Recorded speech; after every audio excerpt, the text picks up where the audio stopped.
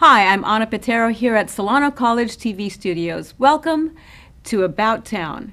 This afternoon's episode will focus on millennials in Fairfield who are serving our community. Joining me this afternoon is Mr. Manveer Sandhu, who is a resident here at Fairfield and also a product of our community, a millennial who is serving their community. Manveer, thank you so much for joining me here this afternoon at Solano. I'm so happy to meet you, or to see you again. Tell us a little bit about your background. Well, I've grown up in Fairfield all my life, been here since kindergarten. Yep. And I went to Vanden High School, and I thought I was a really good student. I thought I did everything right. Right.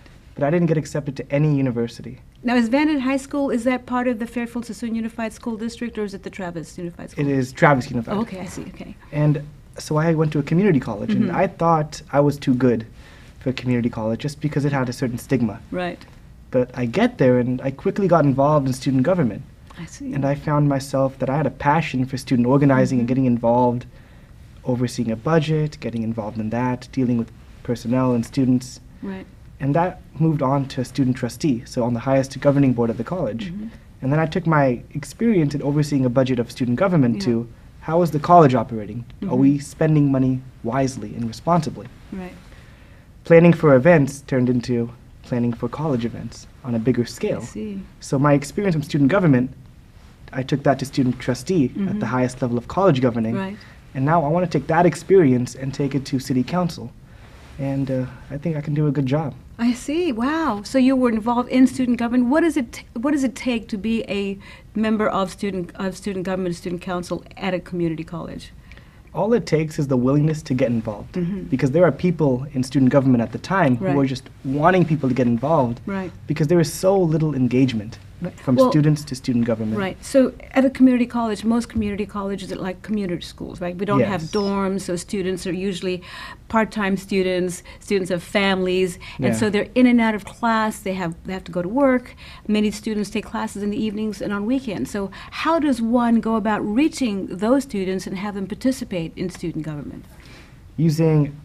Going door to door. So every classroom and talking to the kids, or not the kids, but the students.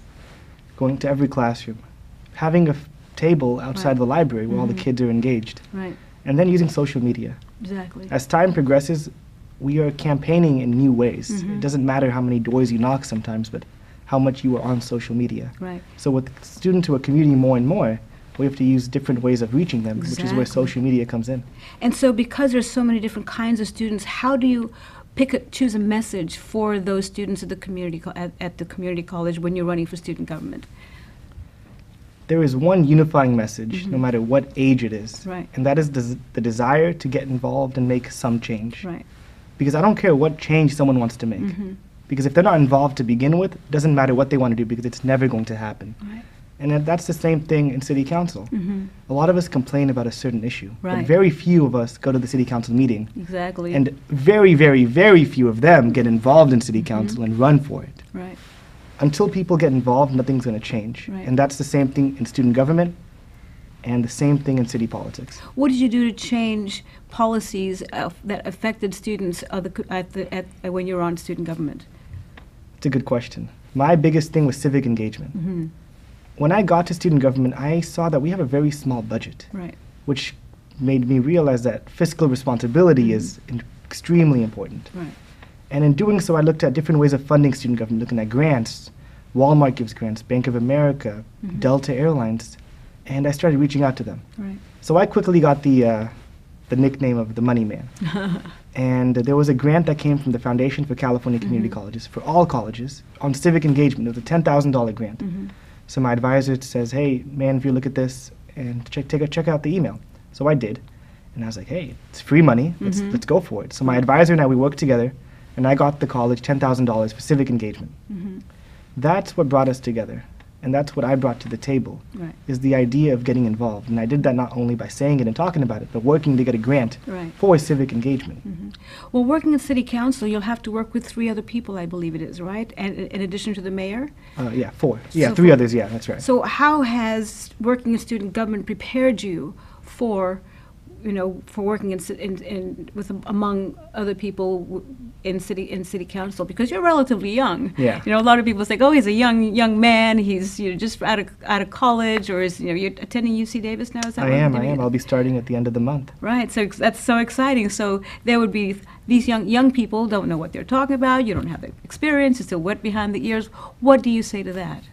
Well, what about the young students in Parkland who organized and had a rally? Mm-hmm. Are we going to say they're too young to speak out? Right. At what point should we drop that label of someone is too young so they don't know? Right. I'd say if they're too young, that means they're even better, Mm-hmm. because they're not full of an ego, and they're not full of hubris that they know everything. Mm-hmm. And as student government, I realized quickly the importance of teamwork Right. and remaining calm Mm-hmm. and never losing your temper. Yes, that's kind Because of if you lose your important. temper, you can't get past to what you want to do, Mm-hmm. because there's a roadblock now. Right. And it is that quality that I gained from student government, Right. between planning events, outreaching for voter registration, Mm-hmm. is remaining calm in team building times. And that's something I want to carry over to city council, is remaining calm. Were you when you represented students and student trustee? That's a little bit different from Yeah. student government. You were around the board of directors, right? The school board, rather. Yes, yes. So how did that work, and how different was that from working in student government? The role of a trustee, Mhm. and especially a student trustee, is not to be an advocate for students. That sounds a little contrarian, but Mhm. I'll clarify that. There is no other board member on a board of trustees that's there for just one interest. Right. There's no teacher advocate on the board who has a voting right. There's no staff. There's no faculty. Right. But there is a student position. So that position isn't there to advocate only for students, Mhm. but to make the best decision for the whole community as a student. Oh, that's excellent. So I was serving as like any other trustee, Mhm. but the only exception was I was a student. Right. And I'm there to, what's the best decision for the college in the long view, Yes. not what's in the best interest of a student. And I can give a good, quick example of Sure. that. Say the college wants to increase tuition by a couple dollars. Mhm. Any student will say, no, Right. I don't want my tuition increased. But by increasing tuition, maybe we can hire more teachers, Right. build a new classroom, Mhm. update technology. Well, now that's good for the college. It Mhm. might hurt the students in the short term, but it will better the community in the long term, which is where the role of student trustee comes in. Right. Is that I'm there to make the best decision for the Mhm. community as a student. Excellent. So with student government, student trustee, and translating that to city council, Yeah. how can you do that for the community at large? And what ideas do you have for the community? In Fairfield, there's not much to do. Mhm. So often I hear that people are going to Vacaville and neighboring cities to have recreational activities. For example, Right. bowling, Mhm. a skating rink, Topgolf. Right. They leave Fairfield. Mhm. Yeah, we go to Vacaville for that. Yeah, and that's not okay, Mhm. because why not just move there? Right. And I don't want that to happen, Mhm. or else we'll just have a huge exodus of people leaving the city. Exactly. That's why I want to bring in a bowling alley, Mhm. a skating rink, and Topgolf. Right. Topgolf is a new attraction that there's one in Roseville, and a Mhm. lot of people go there. What is it exactly? It is a indoor driving range with digital lights, Oh, okay. so it's really cool. Yeah. And we don't have one anywhere nearby. Mhm. So if we get one in Fairfield, we can get Contra Costa County coming here, Right. Napa County, Solano County. It's good for business, Mhm. and we can employ people from Right. Fairfield. The other one's bowling and skating. Yeah. Every city should have at least one. Mhm. It's going to make money. There's no doubt. All the city needs to do is ensure that it remains safe and a good place to go for kids. Do you think that'll keep your generation here? Oh yeah, oh yeah. Because it keeps them out of trouble. Right. Right now there's not much to do. And getting a bowling alley is a step in the right direction. Mhm. It's not going to solve everything, Right. but it's a step in the right direction. Well, thank you very much. I really appreciate you coming down here and talking to us about millennials serving their community and giving back to their community. There's something that you would like to share with our viewers here at the community college level Yeah. for our community at large. I believe as civic engagement increases, Mhm. improvements in our city will follow. And I see government and people as a relationship, Mhm. just like how raising a child takes mom and a dad. Absolutely. If there's only one person trying or one entity, it's not going to work out. Mhm. As people get involved, government has to get involved because they vote me in, Mhm. and I want to stay in office. Right. So if I stop doing a good job, they're going to vote me out. Mhm. So as more people get involved and more people know what's going on, they're going to force me to become a better elected official, Yep. which is good for the whole system. Yes. And that's all I'm trying to do. I want to get people involved. Yep. So I want to make politics positive, and I'm trying to bring it politics to people. Absolutely, and families too, because we have so many different kinds of families. We live in 2018. You know, families not only consist of moms and dads. Some families have moms and moms. Some families have two dads. In some families, grandparents are raising their grandchildren. Yes. You have some foster children, and unfortunately, here in Fairfield, we even have homeless children who are in schools as well. So we have to, foster families as well and cultivate that. I mean, these are all who are going to be your constituents. So it'd be wonderful to see, to have young people like you to shape the future and what's going to look like, what Fairfield is going to look like. Thank you so much for joining us. I really, really appreciate it. Feel free to come back and bring other people that you'd like to bring back, who are other millennials who are giving back to our community. There's one last thing I want to add. You mentioned homelessness briefly, and I think I know how to solve it. Yeah? The practice of other counties giving people one-way tickets to leave the area is unacceptable. Right. That is only hurting other places more. It's not solving the solution at all. I'll give you an example. I'm a swim instructor.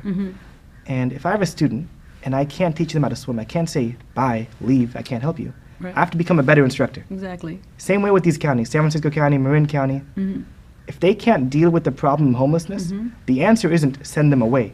They need to rise to the occasion and meet it. Right. And so I'm going to do that by calling them out in public.